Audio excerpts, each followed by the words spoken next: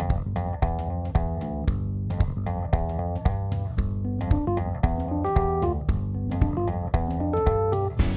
right, welcome to Geek Warning, a special bonus episode. I'm here with two people instrumental in the creation of Shimano's gravel-focused range. That debuted a few years back, GRX. And now there are new things to talk about GRX. Well, to get to know the people that are going to be on this podcast, I'll get you both to introduce yourselves and what you do at Shimano. I'm Dave Lawrence. I'm the Road and Gravel Product Manager for North America. And I'm Nick Legan, the Road and Gravel Brand Manager for North America. Thank you. And Nick, can you confirm how much Shimano is paying for this episode? Close to $0. Close to. Okay. I mean, we did give you a t-shirt and a bandana. That's true. I did make a comment. We're in Bend, Oregon. I did make a comment that my goal for being in Bend, Oregon was to leave here without a beer-themed t-shirt. And we fixed that. And so Nick made that impossible for me. It's very comfortable, so thank you. You're welcome.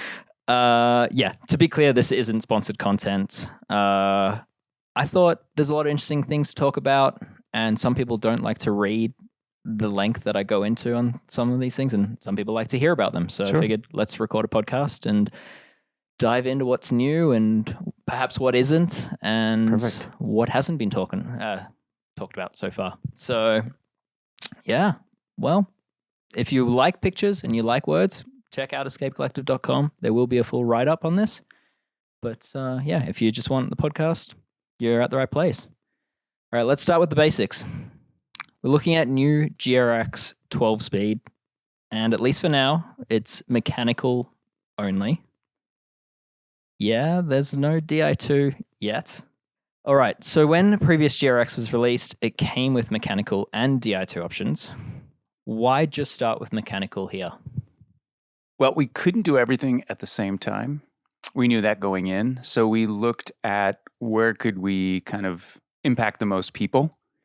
And the reality is probably 75% of the gravel bikes out there are mechanical. So that's where we started. Of course, we will get to Di2, but in due time. Okay. All right. 75% is mechanical. I mean, that's, I guess, yeah, you look at the market and what's being pushed in the market. I mean, there's a lot of electronic being pushed out there. That's a big number to think the market is. Like what informs that data? Is it mainly bike company demand, or where are you pulling that, I guess, 3/4 figure from?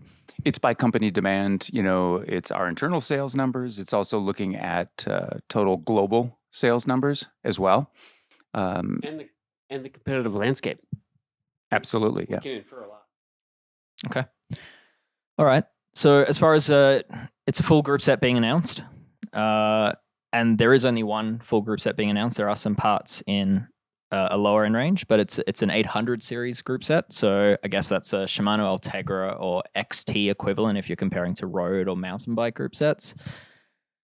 And then there are some 600 series parts, which we will cover briefly, that can be mixed and matched in. But let's get started. So talking about the 800 series, there are a few gearing options here. I guess more choice than people may expect. What are we looking at? Yeah, so we have 3 distinct drivetrain personalities, we're calling them. They have names, as a matter of fact, not just alphanumeric indicators. We're calling them unstoppable, unbeatable, and undroppable. So the unstoppable range is a 1x with a 1051 cassette. That's going to sound familiar to mountain bikers who are on our Shimano drivetrains. The unbeatable is also a 1x option. That's with a 1045 cassette. And then we have our undroppable range, which is a 2x12 with something pretty similar, pretty close to its previous generation, its predecessor. That'll have a 4831 chainring combo, and then 1134 or 1136 cassette options. Okay. All right. I've got some questions that I will get to that a bit later. But undroppable, so that's referring to that you've got that much faith in front shifting. That it's actually there's some duality there. Actually, the name isn't just pulled out of thin air. I mean, we are referring, of course, to the fact that we have amazing front shifting. We're also talking about the fact that when you're in a group, you're less likely to get dropped or spun out because it does have a pretty high. It does skew to a top end of the speed range. Okay. Let's talk about gear ratios now. So you've mentioned the cassette sizes. As far as one by goes, I mean, there's probably fewer chainring choices than I had assumed there would be. What are the options there? Yeah, so in the 800 series, we offer, for our one by, we offer a 40 tooth and a 42 tooth. We can get to it later if you'd like, but I can also mention briefly that for the first time, we are offering a 38 tooth in the 600 series, so a slightly more affordable price point. Yeah, so that's a steel chainring versus, that's right. Yep, a lighter weight aluminium. Exactly. Aluminum. Yep. Okay. And then the 2x, there's more limited options there. There used to be, I guess, two 2x options. Now there's, or maybe I'm mistaken on that. Well, actually, if you look at the 600 series, and I don't mean to jump ahead, but the chainrings are a 4630, which is something that's carried over from the 11-speed generation. And then we have the 4831 chainrings in the 800 series. And those are fully intercompatible, so they use the same crank arm. In fact, the crank arm is exactly the same as the 11-speed era. So if you have a third-party power meter, you can just bolt up a set of new chainrings, whether that's 1x or 2x, and install a 12-speed group. Yeah, but new chainrings are needed because we're talking about a new different tooth profile. Yep. Okay. I've got a question on that, which again I will get to. Okay, let's cover what isn't new. What parts are carrying over? We mentioned the crank arms. What else is carrying over? There really isn't too much outside of the gear ratios that we're offering in the 1x 1045 and the 1051. Those are mountain bike cassettes that we have already had available. Same with the chain. So the chain is a carryover, I guess you could say, from all our 12-speed groups between Dura-Ace Ultegra, XTR, XT, SLX, Diori. So it's nice that we have one like common chain. And then we share some cassettes in the 2x. So you have Ultegra already had an 1134 cassette. We also make a Dura-Ace level if you want. We also make a 105 level, 1134 if you want. Yeah. And then there's an 1136, which is specific to kind of the GRX and 105. Okay. And that was a pre-existing cassette released with 105 Di2. Correct. Yep. Okay. Yep. All right. I do have a question on that. So I guess at this point I'm going to get geekier. There is a warning there to listeners. But so looking at the range, there's the 1x groups use effectively Shimano XT cassettes, as we just mentioned. The 11 to 34 is effectively an Ultegra, but you have options, price point higher or lower there. But that 11 to 36 tooth cassette, being 105, it loses the HG plus shifting. Can you explain HG plus? Sure. It's actually was introduced on our mountain bike first with these cassettes 1045, 1051. It's basically what it's trying to do is, originally we had Hyperglide, which helped your inward shift. So there's ramps built into the cog and the teeth, and how the chain interfaces with the cogs and how it moves from cog to cog. Where it was kind of a weak point was the outward shift. It was kind of clunky. And so what we've done is going to a harder gear. Yeah. So we call it an outward shift. Sure. It tended to be more clunky. And so we worked on changing the profile of the cogs so that it would do kind of both. It would do that smooth inward shift, and then it would do that a much smoother outward shift. Okay. And so that's what you see on the mountain bike 1x cassettes. Like I said, they've been around for about 3 or 4 years. Then we launched it with Dura-Ace and Ultegra on the close gear ratio cassettes. Okay. All right. And I mean, my understanding of it is a lot of that comes from the chain design with that sort of overlapping inner link profile. Can you explain that? I guess what that might look like to someone trying to visualize and what the advantage is there, or what the goal was with that chain design, that 12-speed chain design? Well, the biggest thing is, we're designing around that interface with the cog tooth profile. So trying to explain it over over talking. Yes. Yes. Versus a visual. Yes, lots of hand movements. Yeah, lots of hand movements. There's some scribbling on the table right now. And, so basically, what you're doing is you're releasing from one cog to the next but still maintaining a connection between the two cogs. So you never have the chain off of a cog at any one time is really kind of what it boils down to. And then that chain profile is designed around that, but it's also designed around the 1x tooth profile of the chain rings. So we have the profile in the new chain rings, the new 1x chain rings, the 12-speed, holds the chain on much better than the 11-speed. We learned some things when we went to 12-speed mountain bike, and that's now all integrated into the GRX 1x chain rings as well. Okay, so it's basically more tooth engagement at the front, and it's more tooth engagement in the cassette as well, in a sense. Like yes. there's always, regardless of whether it's an inner link or outer link, the chain is effectively engaged. Yeah. Okay. So in that case, what does it mean to not have HD plus in a cassette? It's a subtle change in the tooth profile? Is that it? Yes, absolutely. Okay. And you have more money in your wallet. More money in your wallet. What might a rider experience by having, say, a 105 cassette versus the Ultegra level cassette? I mean, it's a subtle change. It really is. You might feel a little bit more of I don't want to say clunk, but that is generally the experience of kind of that outward shift in a standard HG, which is what 105 is. And like Nick mentioned, it is a cost-saving measure. So that's one of the ways that we're able to differentiate, kind of a 105 level cassette and an Ultegra level cassette. Gotcha. Because it's like less machining on the tooth profile and that kind of thing. Okay. Especially with a close gear step. Gotcha. A little more complicated, than it is with a nice wide cassette for 1x. Gotcha. Okay. All right. But you can afford more coffee. It's a good trade. And then HG plus on the mountain bike side, say people wanted to save some money with the GRX 1x options. I mean, it's the current cassettes are basically an XT. How low can you go in the mountain bike range before you lose that HG plus capability? It's actually available in all of the mountain bike. Right down to Dior.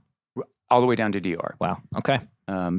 The one difference in Dior is you don't have an option for the 1045. Okay. It's just a 1051 Oh, cassette. Okay, so there's a 1045 option at SLX level then? Correct. I did not know that. Yeah. Okay. All right. Yeah. More options. All So right. Just to be clear, it is a little bit easier to manufacture when the wide gear steps. Gotcha. When you get into the close gear steps, it gets a little complicated. Okay. All right. Sorry, roadies. And It's still a very good cassette. Yeah, cool. All right. Let's talk about the levers, the hoods. What's new here? What's changed? What's the same? Well, our engineers spent a lot of time looking and considering the needs of the gravel rider, and the cockpit is one of those areas that is super important. I mean, we've all experienced it, and so when they were looking at what was arguably already a really great mechanical lever in our 11-speed series, we started to look at what are the trends, what's happening out in the market, and the biggest one is the proliferation of flared drop handlebars. It is the OE spec now. The default for a gravel bike is a flared bar of some degree. And so there was some improvement to be made. If you were doing a mega long ride or had hands that, maybe hadn't been riding much, you had a little bit of a pressure increase when you used the 11-speed era lever on especially a really drastically flared handlebar. And so the Japanese R&D team did some analysis and some market research and came up with some values that seemed like a nice middle range, and then have changed that lever. Basically, it's less square in cross section, it's more rounded off, and that just decreases pressure on the hand. So it increases surface area or your contact, and so it's a little bit more comfortable. Okay. All right. And that doesn't have an impact on, say, riders with smaller hands at all? No, in fact, it might even be better for riders with small hands, because I'm not sure if the circumference is any smaller, but the shape is rounder, which I think would probably help. I haven't measured it, but it feels smaller. Yeah. Okay. And then the blade is retained. It's essentially the same blade, but it's positioned a little bit differently. Still has the same anti-slip coating on it. and then the hood still received the nice ribbed texture on there, so that you're not slipping off the side of it as well. Yeah, cool. Okay. And the flare that they were kind of designed around. I mean, they're optimized for flared handlebars. Yeah. Um, I think the range they looked at was like 12 to 16 degrees, something like that. Yeah, those are, when you look at the complete bike spec, that was most common. Of course, they work great on like a 20-degree flare. Really fits nicely. And one of the other things we looked at is, not only the pressure points, but then kind of the bend of your wrist, the way it sits on the hood. Okay. So because it's designed to kind of mold to that flare, it also kind of brings the hood in ever so slightly, kind of road arrow-like, if Interesting. you're trying to picture it. Yeah. Okay. But it also lets your wrist sit in a more natural position when you're kind of resting from the bar with your hand on the tops of the hoods. Okay. All right. I guess people that have perhaps seen the previous 11-speed Di2 versions, they might have seen that version had like a change in the brake pivot point. And that was all around sort of optimizing leverage over the brake lever, was it? And I guess there's some constraints there when it comes to mechanical. Was that changed at all? Is that carried over? What's the story there? It carries over. The biggest thing you saw with the Di2 lever is one, like you said, you have a lot more freedom because you don't have a shifting mechanism in there. But we felt that with the hood shape and those improvements, the pivot didn't really need to change. Okay. The blade shape, I think, really complements the stroke that it has right now. Sure. Yeah. Yeah. I mean, we rode it today, and yeah, I can't say I was feeling a lack of braking power or anything. So it works. All right. Speaking of, okay, I'm not going to miss them, but maybe some people might ask this question. No more inline brake lever option was mentioned today. Is that staying in the range? It is. Okay. Yeah, we didn't talk about it, but it's a continuing product. There's no changes to it at all, but it continues in the lineup. In fact, you can even run those inline on your road bike if you have a round handlebar. I mean, it's compatible with Dura-Ace, Ultegra 105, and GRX. So, yeah. Wow. Okay. If you'd like to buy a few of them, Dave, we have some in stock. I was gonna ask, like, what's the demand on those like? It's it's very specific. I wouldn't say it's huge. Do not see too many complete bikes that way, but for certain riders, it seems to be popular.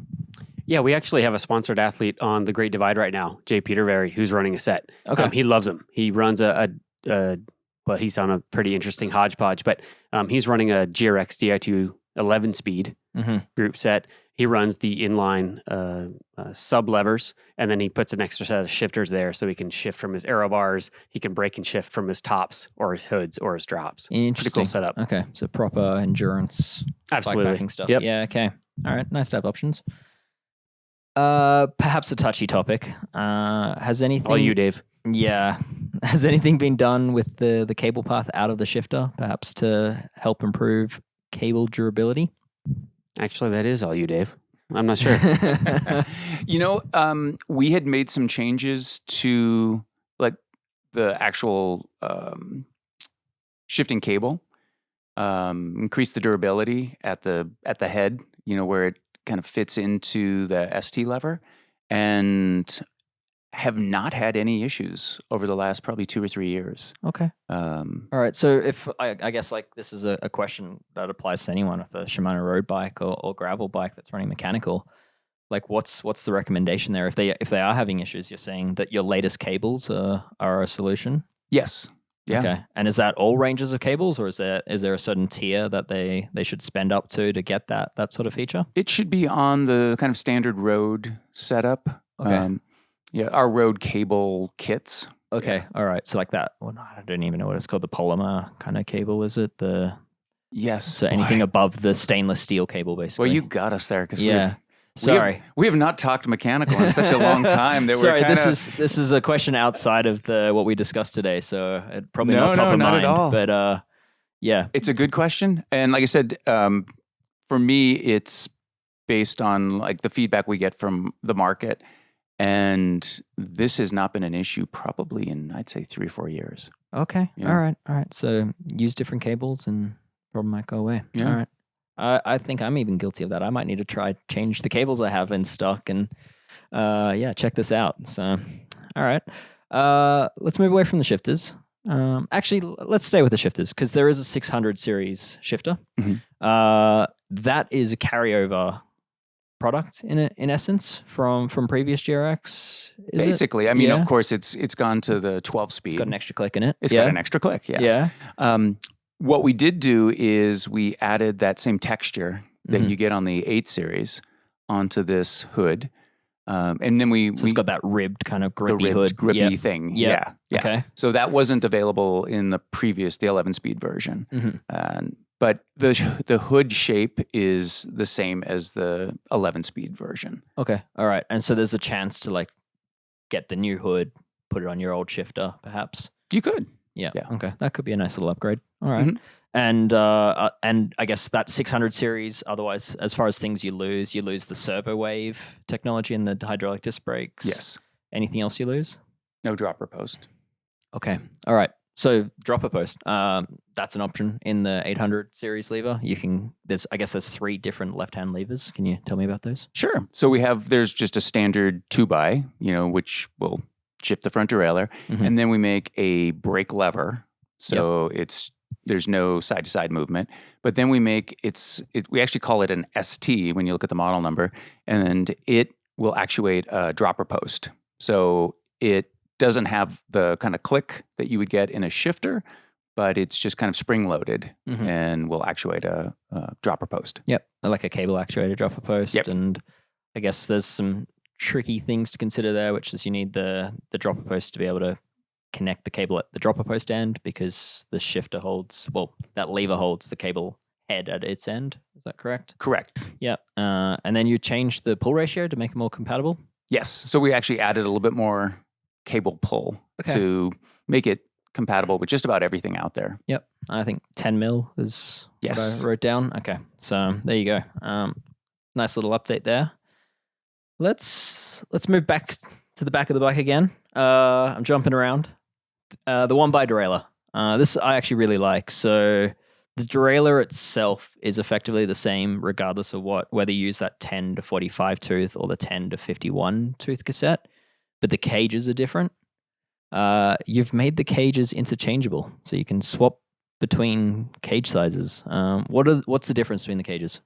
So the first thing you notice is the length. Yeah. Because of course you're going to need to take up more chain, but then the position of that top pulley and where it's oriented related to the cassette.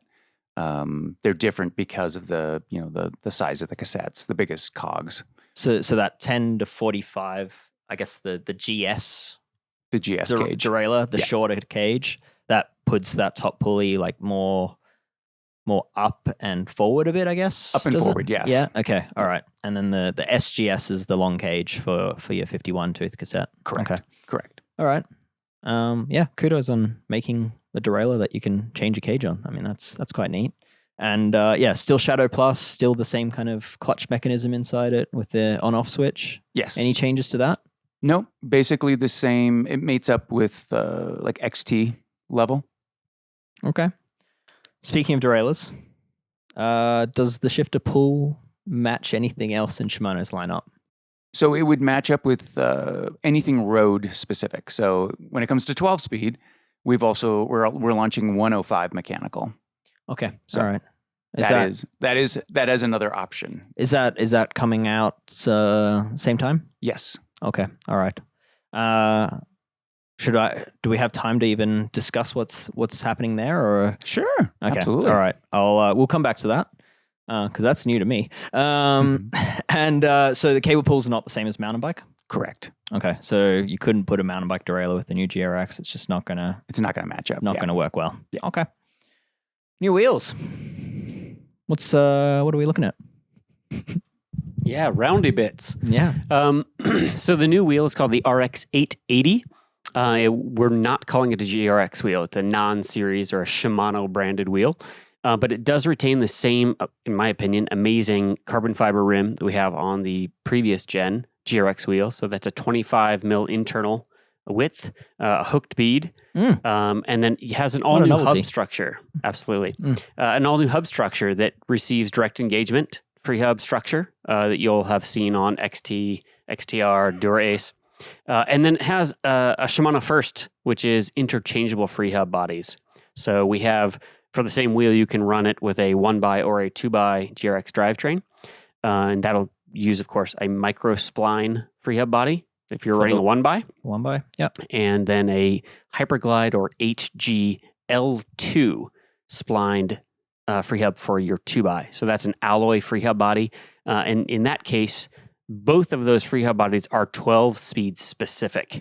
Okay. And it's important to talk about these in very particular terms. Yeah, please do. The 2x cassettes, however, the 1134, the 1136 12-speed cassettes are reverse compatible, meaning you could put those on this new RX 880 wheel, or you could put those on, let's say you have an 11-speed era third-party hub, Shimano, NV, so on and so forth. So you Pretty can standard freehub body. That's right. Yeah. You can still upgrade your bike and your bling wheels with a 12-speed 2x. Yep. And then it's up to the wheel manufacturer to see if they have the ability to put a micro spline on that hub. Yeah. So that HG L2, I mean, let's just stick with that for a second. Sure. That was introduced with DuraAce That's 12-speed. And the idea of it was basically to like prevent cog digging into lightweight freehub bodies. I love the question because the why of these things is important to discuss, because we don't ever want to just create a new standard for the sake of a new standard or because it was easy for us. We're always thinking about the consumer, the bike shop mechanic, the OE customer. The why of Hyperglide L2 is a lighter freehub body and therefore a lighter wheel. That's what it comes down to. To go lighter than what we had previously made, predominantly in steel as a freehub body and sometimes in titanium at a DuraAce or XTR level, is to go aluminum. But when you make an aluminum freehub body, aluminum is, as a lot of people know, it's a softer material. And so we needed to increase the surface area in order to prevent cogs from digging into that freehub body to a point where they wouldn't pass our internal QC. So that's the why of Hyperglide L2. Okay. All right. And so like to clear this up a bit, like so microspline started in mountain bike. Yep. It was designed specifically to allow a 10-tooth cog Exactly. fit on the freehub body. So it's kind of like a shortened freehub body. That's It's kind of stubbier to create space for so that the smaller cassette cog. overhangs it almost. That's right.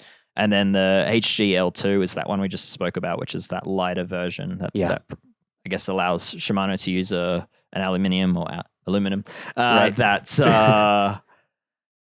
when in the US, that prevents digging in. That's right. And then, but yeah, most importantly to remember, and this is where people get very confused, is that all Shimano 12-speed road cassettes, which are applicable to GRX 2x drivetrains, are still backwards compatible with 11-speed freehub bodies. You're nailing it, Dave. Okay. You're nailing it. It's almost like I should do this as a job. Almost. Yeah. And visually, the L2 has the same kind of overall length as an HG. Yep. Right. Okay. So dimensionally, it's kind of for a visual cue, if you have a quick reference, because they can be visually confusing because it has more splines, HGL2. So one could be mistakenly led to believe that that's a micro spline. It is not. Okay. It pains me, this topic, because I spent quite a while writing a very in-depth guide with actual photos and measurements on all of these standards and a really detailed guide. Send me the link. And now I'm just not going to mention it. Yeah. So anyway, so all we've talked about so far, 12-speed parts. What about options at lower price points with perhaps fewer gears? Does that carry on as a pre-existing product? Is there something new coming?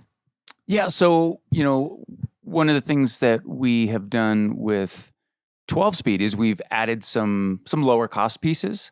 So it's not a full group, but what you may see on a complete bike is maybe an option for a lower cost shifter. The crank, same thing, might be a little bit lower cost. Very nice. The brakes, it might be at a 400 level. Just helps bring the cost of the bike down. Performance is all, of course, very good. Yeah. And then looking backwards, 11-speed and 10-speed will continue. Okay. Of course, we're still making our 11-speed Di2 still available. And then as as kind of standard practice for us, even if something is no longer available as kind of an inline product, we continue to make it as a replacement product.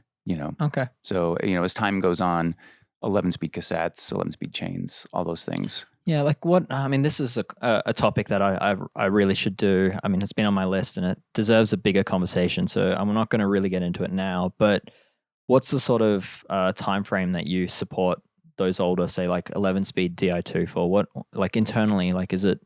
You hear companies talk about 5 years in aftermarket or 8 years aftermarket. What's the Shimano policy for that? Well, it's the minimum of whatever the warranty is, so last on sale date kind of thing. So Okay. like Dura-Ace is a 3-year warranty. Ultegra Okay. is a 2-year warranty. Okay. But we generally maintain that product for, 5 to 7 years. But if there's continued demand, we'll keep making it. Gotcha. We're still Okay. making, 10-speed road cassettes Yeah. from 12, 13 years ago. Yeah. Just because people are still looking to replace and there's business to be had there. Sure. Yeah, absolutely. No, Okay. and of course we want to satisfy Yeah, that user. keep those bikes rolling. Yeah. Okay. If we've got time, I mean, I'd love to dive into quickly the 105 stuff, and we'll cover that. I mean, we've kind of spoken a lot about technologies here, which I'm assuming overlap quite closely with 105. So, what's the story with 105 mechanical? So it was kind of an extension of 105 Di2 that we launched last year, and I know that was a big question: is road going away from mechanical shifting forever? And It seemed like it. Yeah. It seemed like it, yeah. But we knew it was coming, and of course, we could share common parts between the cassettes, the cranksets, the rotors, the brakes, and really, it was just developing new shift levers and front derailleur and rear derailleur. So, because the global demand is still there, that price point that has always been kind of that gateway to performance. And it's something we knew we needed to continue to make. Okay. How different is that shifter from, say, the GRX 600 series? Like, obviously the lever blade's going to be different, but internally, is it the same? Is it even the same external structure? It's actually a completely redesigned lever. And the biggest reason is with the 11-speed version, we had two versions of it. We had what we'd call a standard lever, standard reach, and then we made one for kind of a shorter reach in the lever. And honestly, we didn't get as much demand in the shorter reach as we thought we would. That's a shame. So to keep two separate SKUs was, a little bit of a burden. But then we dug into it deeper and we realized that we could take some of the learnings from GRX. GRX seems to that design was handling a smaller hand much better. Mm-hmm. So we've integrated some of that design into the new 105 mechanical. So we believe you should be able, big hand, small hand, with the new 105 12-speed, you should be able to find a good, comfortable position on that lever. Still got things like lever reach in it and exactly. all that. Yeah. Yep. Okay. All right. Is it servo wave? 105 is not. It's not. Okay, yeah, that's so another kind of cost down. Cost saving. Okay. Yeah. And again, those cassettes aren't the HD plus profiling. Okay. Correct. And still using same 12-speed chain carried over from mountain bike and shared with GRX, same brake rotors you mentioned. And those derailleurs, I mean, that's new. I assume no clutch in the rear derailleur? No. Okay. But what did change is the addition of kind of a sub 1-to-1 gear ratio. So now we make the 1136 available in both the 105 Di2 as well as the new 105 mechanical. Okay. All right. And just to confirm, people aren't necessarily getting slower. It's just tires are getting bigger, which means lower gearing is needed. So, Nick has thoughts. Well, I would also argue that people are spinning more instead of grunting it out. So, and in some cases, they are getting slower. Okay, sure. Like me. But no, I think it's a good point. I think that cadence awareness has grown, is what I would say. And we've certainly seen that. I mean, no one is asking, I shouldn't say no one. The World Tour is asking for bigger gears, and we're giving it to them. But beyond the World Tour, the very tippy top of the sport, no one is asking for a bigger gear. It is the outlier now. Okay. So sub 1-to-1 for road is a thing, and I mean we're happy to have it at 105. So minor changes in the grand scheme of things to those derailleurs, I assume, like as perhaps a few new profiling to the cage to work better with 12 speed. Exactly. Yeah. Okay. Not a big changeover. I would say the lever, the hood and the lever interface is the biggest change. Okay. Internally, did you have conversations about just keeping it to 11 speed? We did, but we have some things on the horizon. Okay. That should fit in nicely. Is that a cue? Thank you. Thank you very much. I'll be here till tomorrow. I think I've broken Nick. I'm sorry, Nick. Yeah. Okay. All right. So there's perhaps new things coming in the fewer gear range for a more affordable price points, perhaps. Exactly. Okay. All right. And I guess for yours, from your point of view, having a 105 mechanical 12 speed allows that crossover of components with the Di2 and with everything else. So I guess someone that gets the latest mechanical 105 bike could potentially upgrade their crank to an Ultegra or a Dura-Ace 12 speed and a cassette and absolutely up spec their mechanical. I mean, really what this boils down to, Dave, is we listen to your podcast. Thank you. And we know that some of you really, really like mechanical. Mm-hmm. So we made it for you. We'll make sure you get a group. Thank you. Yeah. Thank you. That's all I was angling at, really. That's great news. All right. So, yeah, I mean, almost time to wrap up. Di2, can you say anything? We can say Di2. Electrifying. Yeah, and absolutely. That's, for us, that's an important market as well. We love all our gravel riders. Okay. No, and in the short term, the two will coexist, right? So 11-speed GRX Di2 will coexist with 12-speed mechanical. You can expect to see a lot of our sponsored or supported athletes still rocking Di2. They love it. It's battle tested. It's well loved. So yeah, but do know we are confirming that yes, we are going to make a 12-speed Di2. Okay, all right, it's confirmed. Thank you for this. I was about to ask you if there's anything that you think I missed, but I did. I just realized I missed something, which was there are some updates to the brake calipers on GRX. What can you tell me there? Well, we've actually got a couple things going on there. The first one is actually a rotor that we launched last year that kind of got lost in between Dura-Ace Ultegra and 105 Di2. And it's our new CL rotor. So we make a CL 900 and a CL 800, kind of Dura-Ace level and Ultegra GRX level. And the big thing there is this rotor, not only does it cool very well, but it doesn't deform under like really heavy braking, so you don't get any side-to-side movement. You don't get any noise. And then that kind of mates up with our new calipers where the pads are actually about 10% further apart. So the idea is we want to build a system that's absolutely quiet. So you match up the new CL rotor with the new caliper, and then of course we have a new pad compound for our resin pads, and you have got a pretty darn silent system. Yep, and those resin pads are, I'm out of date with them, but I mean, you updated them sometime during COVID and claimed twice the durability. Yes. And then you've since updated them again, and I don't know how much more durable they are now, but they're more durable. This is actually part of that original COVID durability. Yeah. We started on the mountain bike side, and then we've been kind of migrating it over to the road side. Okay. And gravel now. The other thing worth noting is that GRX now receives the 800 series caliper, now receives the same bleed process that we've had on Dura-Ace, Ultegra 105, and even GRX Limited, which has been really well received because you're not trying to hold on to a tube injecting fluid into a system that is also the open close valve. So those are separated now, and it's something that mechanics have pretty roundly rejoiced. Yeah, so you can still use a tube over the bleed nipple at the caliper, right? That's right. It's just that the open close for the bleed process then is separated. Yep. And you've also got a new bleed tool with a little needle that just game changer. The new funnels too. Yeah. Big step forward. Yeah. So yeah, and that new bleed syringe, it's been out a couple of years now, but it it works on everything that you've got on the market. Worth having. And it's definitely, no more mess. So Tool nerds. yeah. Shout out there. I had to get a tool in there. I mean, I appreciate wouldn't- it. Yeah. So, all right. Anything else I missed?